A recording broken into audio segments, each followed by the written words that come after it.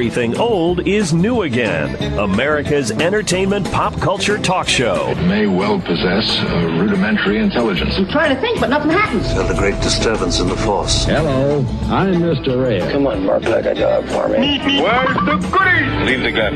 Take the cannoli. I bet you wouldn't have done anything like this if Mom and Dad were here. You filthy criminal. Excuse me while I whip this out. Go ahead. Make my day. Here are your hosts, Douglas Viviani and David Cohen. Space, the final frontier.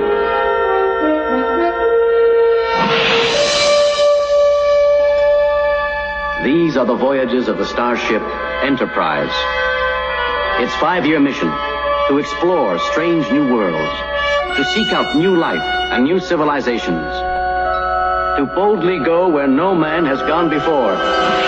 Welcome to Everything Old is New Again, and this is Douglas Viviani. Even the casual listener to Everything Old is New Again knows that on just about every broadcast we sneak a Star Trek reference into the show. This week, I'm without my co-host, David Cohen, but in his place, I've garnered the guest of a legendary proportions for me, from the world of Star Trek in the second year of the original broadcast of Star Trek in '67. The producers introduced a new character into the program and brought levity, accurate navigation through the stars, and even some pain and suffering from time to time. The then Ensign Chekhov, by way of the fine actor and our guest today, Walter Koenig, was brought into our living rooms, and believe it or not, no matter how hard we try, through the power of reruns and on-demand TV, he's not left. Besides portraying Pavel Chekhov through the years from Ensign to Admiral now, Walter Koenig has appeared in numerous television shows, written books, written television episodes, written for the stage and directed, been in a number of movies outside of Star Trek, including Moontrap. We'll talk about that from 1989 with Bruce Campbell, and of course appeared as a guest star and a recurring guest star, kind of a villain there, in Babylon 5 for approximately, I think it was 12 episodes. Alfred Bester. Welcome, Walter Koenig. Thank you. Thank you very much, Doug. Now, because of that introduction, we only have about 3 minutes left, but I wanted to give you your due. You know, you earned it. You certainly are in our household all the time. We love us over Star Trek over here and Babylon 5 and all that you do and the conventions. We'll get into all of that today. And I want to talk about Star Trek and other things besides Star Trek. But I want to dive into that just to begin with here. And when you first got the beginning, we'll just start at the beginning here at Star Trek, the second season, when you came on board, did they inform you in any way, shape, or form that, and even was the rumor true, that they were looking for someone to kind of bring along a younger viewer, maybe a Beatles or a Monkees fan, and did they give you any kind of indication that you were to fill those large shoes? You know, it's so long ago. Bear in mind, we're talking 52 years ago. Yes. It's hard to remember. Certainly, that was accurate, as opposed to the PR that NBC put out that the Kremlin was upset because they didn't have a Russian astronaut aboard the Enterprise. That was hogwash. It was, in fact, a very pragmatic decision to bring somebody that they felt would fulfill the demographic of the very young pre-adolescent. And so there it was. That's, I don't know when I learned that, but I think fairly soon into the production. Well, at some point they had you on stage right off the bat with the Beatles haircut, if you really look back at it. So I guess they had, whether they told you or not, it seems like everybody was jumping on board with the Beatles or the Monkees at that time in the late 60s or mid to late 60s. So, and listen, what difference to make? The point was that when you came on board, to me, it added a little bit more of an element than that visiting navigator that would probably get into trouble or probably have some problem that ended his stay on the show. You certainly had trouble as a character, but you stayed on the show and brought some levity and some fun to the show as well. So I don't know, during those 2 years, I know there was some growing pains and that you wanted a little bit more meat to the part. I understand that. But in retrospect, as you go back, was it a rewarding experience as you look just at those first 2 years of this show? It was rewarding. I got paid every time I worked, so that was rewarding. It was the first time that I'd had a fairly constant paycheck. The first year was so novel and so different from anything that I experienced, having a relatively steady job, that I just enjoyed going to work. Like everything else, you acquire some stimulation as you go along, and when the role didn't expand particularly, I became a little restless. In fact, I left the series for a month in my second season, the third year of the show, to do a play in Chicago opposite Jackie Coogan, and the actor who played opposite Charlie Chaplin when he was like a child, and that was great fun, and I never regretted the fact that I took that month off to have that experience. So I'm restless. I have an ego. I felt I could do more than I Captain and Warp Factor 2 Captain, and so I having been invited to do the play, I was anxious to go forward with that. So yeah, I've complained over the years, and probably a lot of people resented it, particularly actors who can't get any work. But that's me. I was a good soldier. I didn't complain. I didn't throw tantrums. But I certainly felt a certain something was missing in that opportunity, and which was accentuated and underscored by the fact that we'd go to make personal appearances, and people were so positive, and there was so much approbation and reinforcement, and for doing so little. So it sort of accentuated the whole sense of I have this opportunity, but it's not really the opportunity that I might have had the writers been instructed to write more rewarding material for the character. Bear in mind, I'm not the only actor who was in that position. George Takei, Nichelle Nichols also felt a little frustrated by on the one hand, all of the accreditation that we received, and on the other hand, on the lack of substantial things to do on the show. Which is totally understandable, but from a fan's point of view, certainly you did add quite a bit to the show. But I think what you're saying is a precursor to when they did Next Generation. They basically took what you're saying and expanded that. Those 7 characters that were on the Enterprise, or I guess you'd say the Enterprise, for that show, had the opportunity. They all had individual, if you look at it, they had individual shows focused on them. They passed the baton a little bit. Certainly there were stars that were in every show and a lot to the scenes, but they did share it, and you did explore the backstories of almost all those characters, and I think you were a precursor kind of to that, inadvertently or on purpose, whatever it might be with these producers, to say, you know what, these other characters have other things to do. And I don't know if you agree with that or not, but that it seemed to have happened for the next generation, that what you were looking for. Well, you're absolutely right. And, some of it has to do with the times. We had more, back in the 60s, there was more of a caste system regarding television series and the regular players on those shows.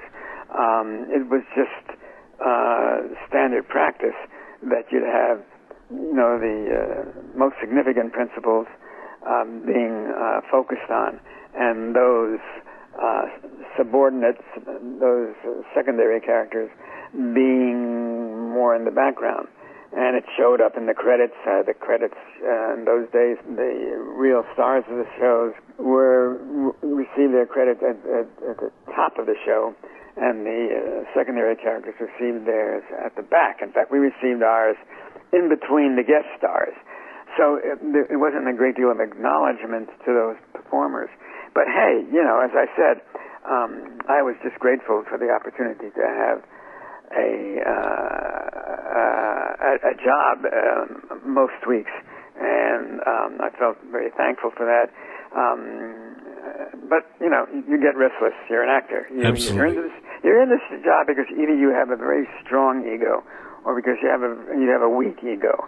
And a weak ego demands validation, and validation comes in terms of the work that you do and the success you have doing it, and the praise of those watching it. And I guess I suffered really from a weak ego, because when I wasn't challenged as an actor, I really felt being that I was a secondary character, and it affected my attitude about things. Well, you're a starring character on Everything Old is New Again at this point. We'll take that as a segue. We'll come back right after this on Everything Old is New Again with Walter Koenig. You're listening to Everything Old is New Again, America's entertainment pop culture talk show with Douglas Viviani and David Cohen. Excuse us. Oh, excuse me. We are looking for nuclear vessels. Can you tell me where the naval base is in Alameda? We're looking for Hello, we are looking for the nuclear vessels in Alameda. Could you tell me where? Can you help us? Please, we're looking for the naval base in Alameda. Could you tell me where the nuclear vessels are? Ooh, I don't know if I know the answer to that. I think it's across the bay in Alameda. That's what I said, Alameda. I know that. But where is Alameda? Welcome to Everything Old is New Again. You're back talking and having some fun with Walter Koenig. That's a clip from, if you don't know, The Voyage Home. We were just piggybacking there a little bit upon our discussion last segment and talking about the comedic element of Chekhov. In The Voyage Home, I don't know, I heard and I think, just get the feel that The Voyage Home was one of your favorite Star Trek projects, or no? It was. It was my favorite project. There was action that was specifically written for the character. A couple of scenes that were primarily my working with somebody other than the crew. They even wrote a theme music for Chekhov when he was running across the bridge. So yeah, that was one of my favorite films. Well, I'll tell you, I was at a convention years ago in Los Angeles when I lived there back in the day. Let's see, I'm just going to place this probably around 1988, and I had you sign a script of The Voyage Home, and I asked you to sign it. I'll be careful next time. And you kind of looked at me and said, "What the heck? What is that?" I said, "Because of course Chekhov had his problems running and falling and getting into trouble in The Voyage Home, and I think that's what you were talking about also, with the scenes where you were on the Enterprise and interacting with other characters other than the crew. Is that what you were saying?" I have no idea what I was talking about. Well, you were saying how it was interesting and fun to work on The Voyage Home, in that you had the opportunity to work with other characters on the set. I should say on the location. Yeah, well, that is true. I just don't know what the reference to "I'll be careful next time." Oh, well, that, of course you don't remember. I'm just saying that was my silly reference of I had asked you to sign my script with that, and I certainly have that still to this day on the table here as we speak. Just a little piece of paraphernalia or collectible that I have that I enjoy. Anyway, it's a non sequitur. The point being is that that movie I thought was something that was maybe one of the highlights, and Leonard Nimoy directed that and had some point of view in writing it. And then, not to disparage anybody, but the next movie didn't seem to follow up on that too well, and that just brings up an idea that I don't want to get to all that, but I know there's some difficulties you and many people have had with some of the characters on the show behind the scenes. But you had the courage, I think I would say, in 2011 to go on Shatner's Raw Nerve and approach this on the air and discuss with him some of the difficulties you had of him not necessarily remembering your name in certain instances, and not being the troop leader that we had referenced previously that maybe Ricardo Montalban might have been. You had the courage to address that with him, and he seemed to apologize, and he seemed to be sincere about not really being sympathetic to and understanding your point of view back in the 60s, but now kind of does. I don't know, does that make any sense? Did we summarize that properly, or how'd you feel about the appearance on the Raw Nerve? I was glad to finally have an opportunity to tell him precisely what I thought. We've all gotten up at conventions and hinted at the fact that he wasn't one of the guys. He was certainly one of the folks. He was certainly he held himself differently and didn't communicate. He communicated well with Leonard and with DeForest during the series days, but he didn't really communicate with us. Yeah, so I was glad I did that. It ended up when we ended, and it was the proverbial gesture where I put out it was sort of like putting out my hand to shake hands, and he turning his back and walking away. So we did end on that note. So he did. You're saying you ended on the note of him walking away without shaking your hand at the end of that episode, at the end of the Raw Nerve. So I think all that contrition that you saw, and I don't know how, when I told him that he was the captain of our crew, but he wasn't the leader of the cast. Right. I don't know why. I don't know why I did that. I mean, it's true. I did. I don't know, but I don't know why. Yeah. Yeah, so it's a shame because at that point I guess it's hard to tell when actors are even being interviewed, right? Because it seemed when somebody like myself was watching it seemed, and I have trepidatious about it in a Black Cloud also, thinking I don't know if he's really being that way, but it seemed to be very sincere. And then I guess what we're saying is may not have been, which is a shame. Have you seen him at the convention since and anything like? It doesn't seem to be something that is really bothersome to you anymore at this point. It is what it is. What can I say? He seems to be a gentleman that's continuing to this day in his career, and that's number one, I guess. Yeah. So leave it at that. Now let's talk about you with respect to you did some great work, I thought, in To Serve All My Days, a Star Trek New Voyages 2006 fan film, which took off on a previous episode of the original series where the characters got older and Chekhov didn't. In this case, Chekhov did get older. And that, I think, gave you a little bit of a meat there to the character, no? Absolutely. And I did it. I've been sort of chasing a ghost. I mean, over the last 50 years, trying to get hold of this transparent, less than solid character, and make him a full flesh and blood entity, which can be viewed as being somewhat pathetic. God, he's still playing Chekhov after 50 years. Well, it's, and I wonder about that myself. Except that my sense has always been that, and I mentioned this in I think the very first segment, is that I've always been a little embarrassed about the fact that there was so much acknowledgement and so much positive feedback from fans for so little contribution on my part.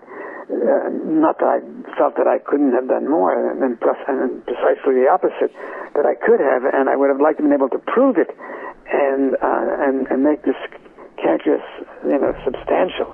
And so when this idea was brought to my attention, it was more for my own personal satisfaction that I said yes, because I thought, well, at last I can actually do something with Chekhov and bring him to life. And particularly when the concept was explained to me about taking off from the episode we did called Deadly Years, where everybody grew old except Chekhov, and now several years later he suddenly starts to grow old, and the character has to deal with that he's going to die, and going through all those stages. And then he eventually, not to ruin it, but he does die in that one, right? But in Requiem, now again, the Requiem is the newest incarnation, and in there, it's my understanding that you're basically retiring the character of Chekhov at this point, no? Well, I'm retiring by playing the Chekhov character. It's enough. It's enough already. I mean, Edwin Booth, John Wilkes Booth's brother, was a Shakespearean actor who played the same role for like 30 years, King Lear. Certainly it's a more challenging role than Chekhov.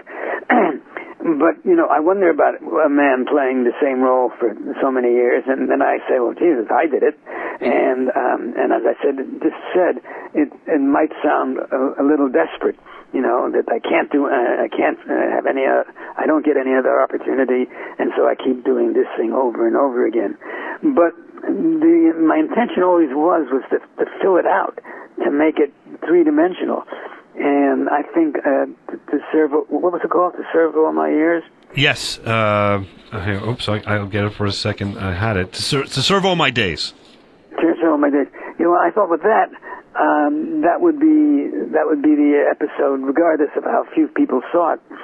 That would, for me, help satisfy that need I had to make him, a real life person. And then, and great that, I was satisfied with that. But then when this was brought to my attention, this possibility with the Renegades, I thought, well, I was thinking, I was, as I've intimated, my relationship with Mr. Shatner wasn't terrific, but I had total respect and for the character of Captain Kirk, and I thought that he achieved almost mythological proportions. Right. He was known the world over, and an extraordinary following. And his demise should be something quite theatrical and significant and important. And I thought they treated him very badly in the Next Generation's film. Right. It was almost incidental, and I really felt it was more than incidental. It was insulting. And my sense is, having learned a little bit about the person in charge of that production, that was probably something that was done purposely. Right. So when I was approached about doing another Chekhov film in Renegades, another Chekhov portrayal in Renegades, I said, with the understanding that that he would die, and that it would be a very theatrical and significant death. I wanted Chekhov to have what I felt Kirk was deserving and did not have. Very interesting, and you're also an admiral, so we admire that, and honestly, that's a great work. I'm looking forward to looking at Renegades: The Requiem. Look that up on Amazon.com, I should say, on Google, that, and you'll see that, I believe, all over YouTube and their own website. You can check that out. So they'll go out on this, on Everything Old is New Again. A little clip from Moontrap. We'll be back in a few minutes with Walter Koenig. Continue. We're in their ship. That's what we are. Spare parts. Now, back to America's entertainment pop culture talk show. Everything Old is New Again, with Douglas Viviani and David Cohen. Hey, it's Dr. Peter Weller. I'm here with my friends David Cohen and Douglas Viviani on Everything Old is New Again, one of my favorite shows. And I may not be the most interesting man in the world, but I'm one of them. And we're back with another gentleman that is one of the most interesting men in the world as far as Everything Old is New Again is concerned, and that is Walter Koenig. That's, of course, Peter Weller, who appeared in Star Trek the Enterprise show a number of times, into the new movie Into Darkness. I've seen many conventions since like 1973 in New York City, believe it or not, and I was a little kid. I've seen and talked to you many times and signed autographs. You've taken photographs, and you've always been gracious with your time, but these conventions have to, in some way, at least the traveling part of it, got to be exhausting to you, but you're gracious enough to be at most of them, so there's an attraction to everyone is calling you and wanting to be at these conventions, but to get the yes must be thrilling to them. And the idea is, what is your thought with respect to conventions at this point? Well, yeah, that's a good question.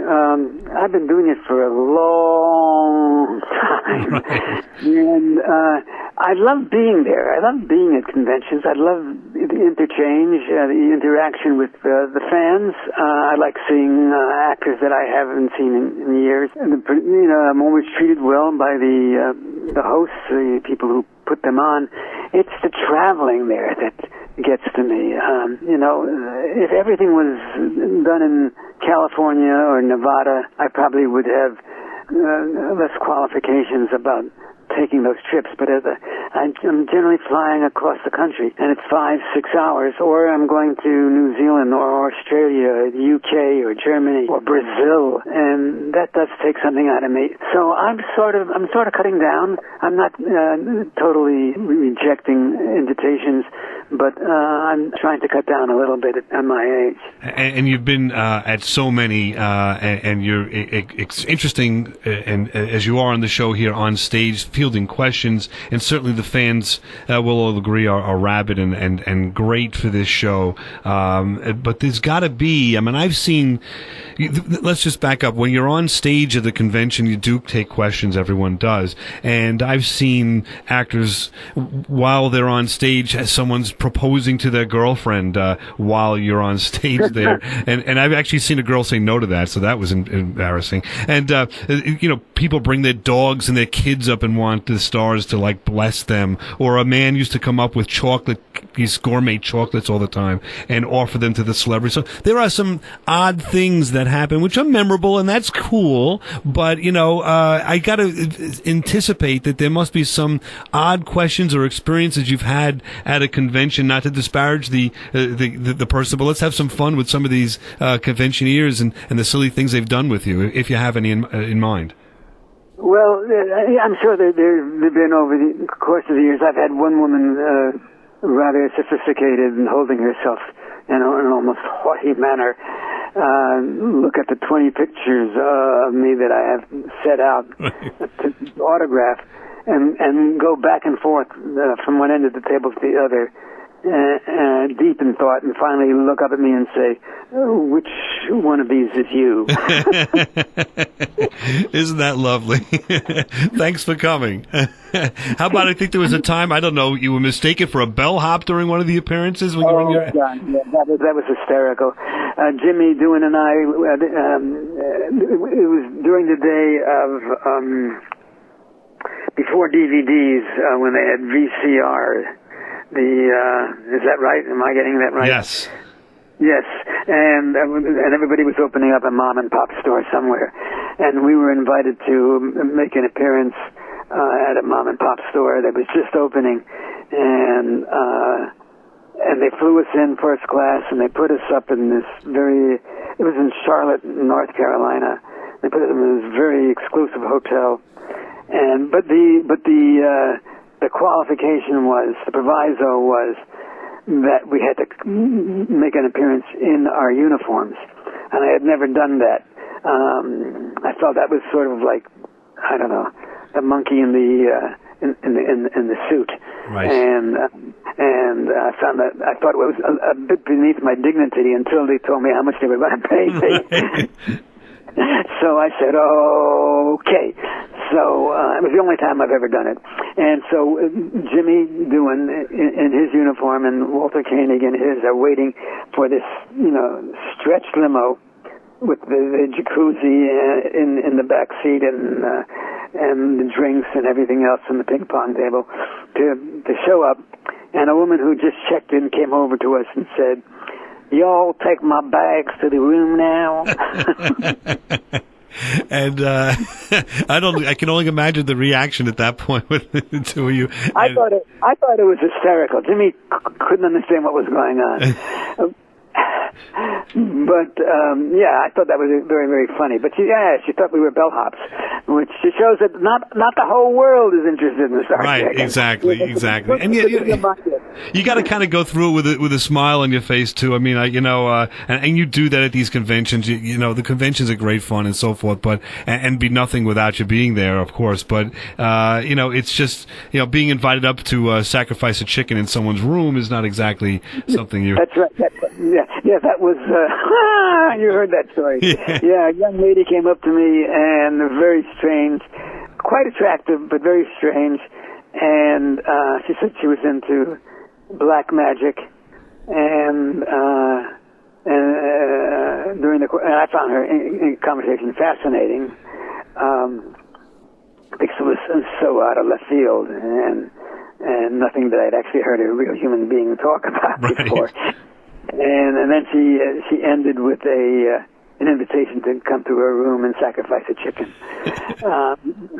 which I demurred.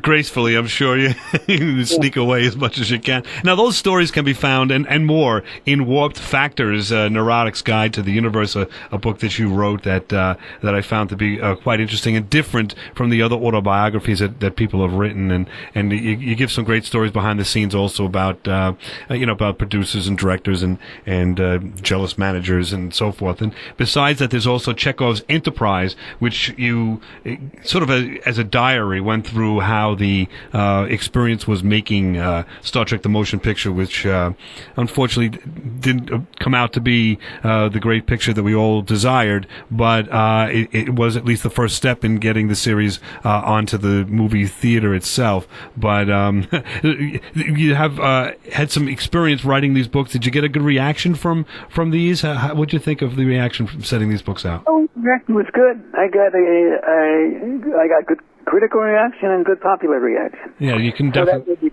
I was going to say, you could definitely look those up and still get them on Amazon if you haven't already. By the way, the story about wearing the uniform and so forth reminds me of Galaxy Quest. You ever see that movie, which is sort of a parody of the Star Trek convention situation? Oh, I loved it. There you go. I loved it. Yeah, I loved it. I'm sure you can relate to a lot of that. So, all right, we'll be back with Walter Koenig for our final moments, final segment, and on Everything Old is New Again, having some fun with Walter Koenig talking Star Trek and all things Koenig. We'll be back.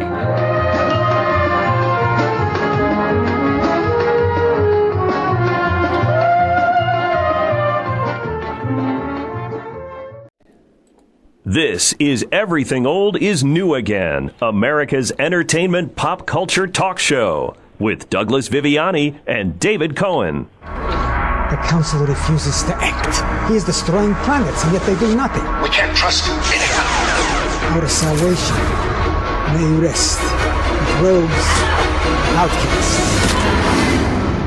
There we go. That's a little piece of Renegades, the Requiem, which you've got to check out. It's the last appearance you'll see of Walter Koenig acting as Chekhov, and a fitting end, from what I understand, to the character. So check that out. Look at, I guess you go Google Renegades, the Requiem. You'll find that and enjoy.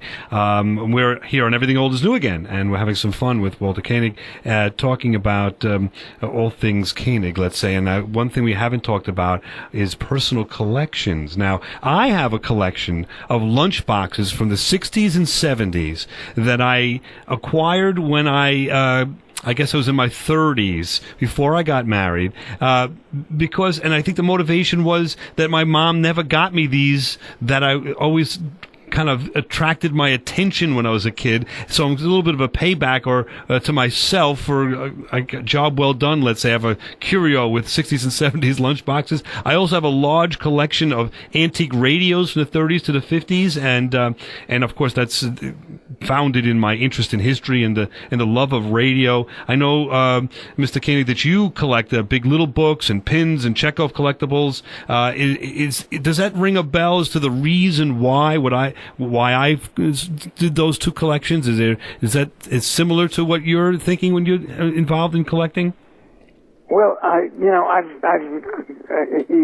examined that over the years, because I have been pretty much of an obsessive collector of comic character-related items. As a kid, I collected comic character pinback buttons and bubblegum cards and Big Little books, which were kind of precursors of comic books. They were short, cardboard cover, 3x4-inch books that had text on one side and comic art on the other. And I think that all had to do with the fact that if I had more friends, I probably wouldn't have been such a devoted collector to this stuff, which never, said a nasty word to me or made me feel uncomfortable.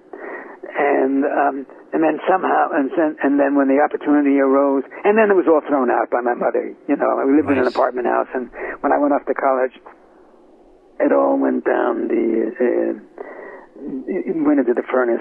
So I forgot about it. And then in 1967, I'd already been married a couple of years. My wife bought me one of these Big Little books, and it started it all again. And it got to the place where we literally built a second floor on our house so that I could display all of this.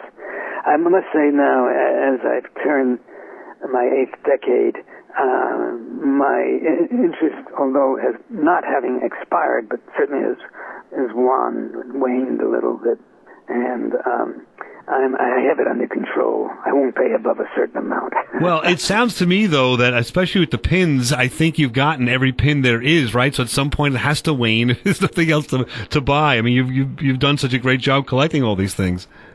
Yeah, that's true. There's not too much, I mean, there's lots of stuff that, is available at auction, either through, on like Hakes Americana or through other paper auctions or on the internet. But, now collectibles are from the 70s and 80s and 90s, and my God, that's yesterday, as far as I'm concerned. Right. My stuff is all from the I have some comic strip character stuff from the turn of the 20th century, from 1905 and through the 20s and 30s. Now, does that coincide with an interest in the history of, let's say, I don't know, the Big Little Book characters, or I don't know, the different things that you collect? Is there a historical element to it, or is it just a need to have all of a particular type of collectible? I don't know. These are Andy Gump and Mutt and Jeff and right. Gasoline and Moon Mullins. These were the comics and the comic strips that I read as a kid. There you go. They were in the newspaper, and and I guess I've been trying to reestablish that collection because they were good memories. They were warm memories, and why do people collect?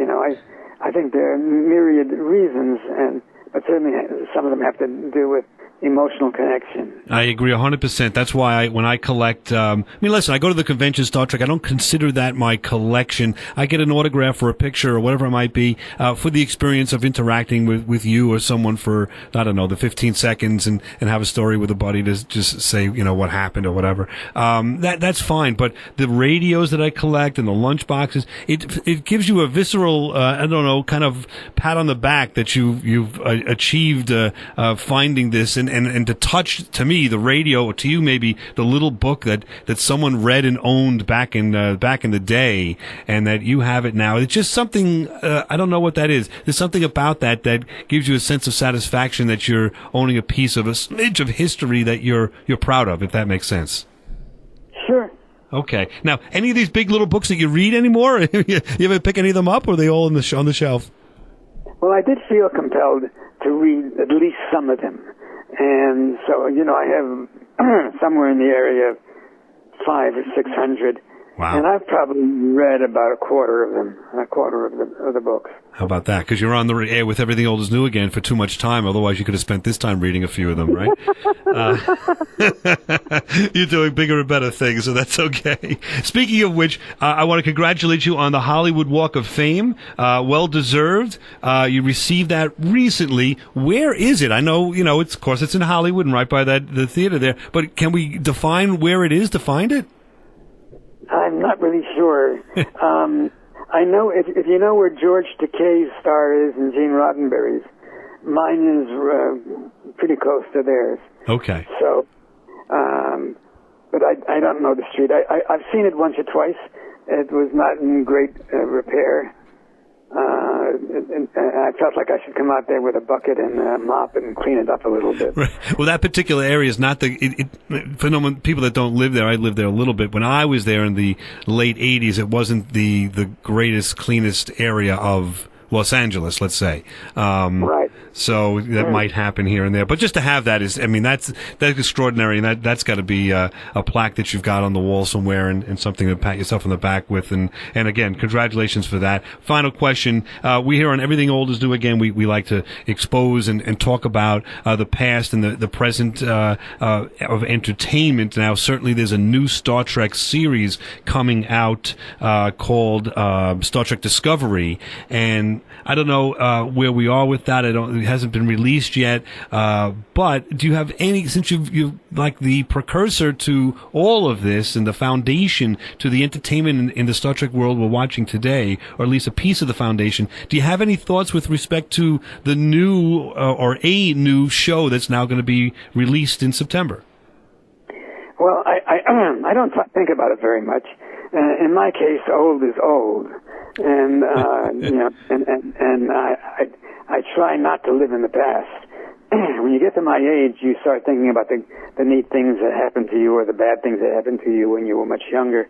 But I try to keep that at a minimum, and then just look to today and then tomorrow to keep moving forward. Right. So it's not a preoccupying entity in my life. I wish them well. I hope they do it. I hope they do it well. I have no idea. I've heard rumors back and forth, but I have no concrete evidence as to how successful they are being. I believe it's going to come out sometime this year, either July or September, or I think July, maybe this month. I'm not quite sure. Okay. But I wish them well, and that's about it as far as that goes. And we feel the exact same about you, not the old reference, but wishing you well.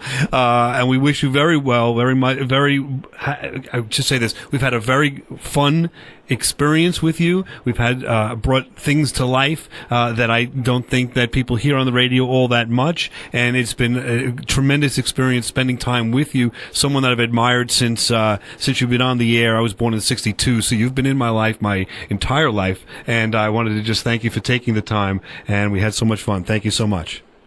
Thank you, Douglas. It's great to spend time on Everything Old is New Again with the likes of Walter Koenig. Well, come on back next week. We'll continue with more discussion of Everything Old is New Again in pop culture as we see it. Here's the theme, what we think is the theme of the Star Trek Discovery, the new series on the way out. Everything Old is New Again. No, that's not a great recording.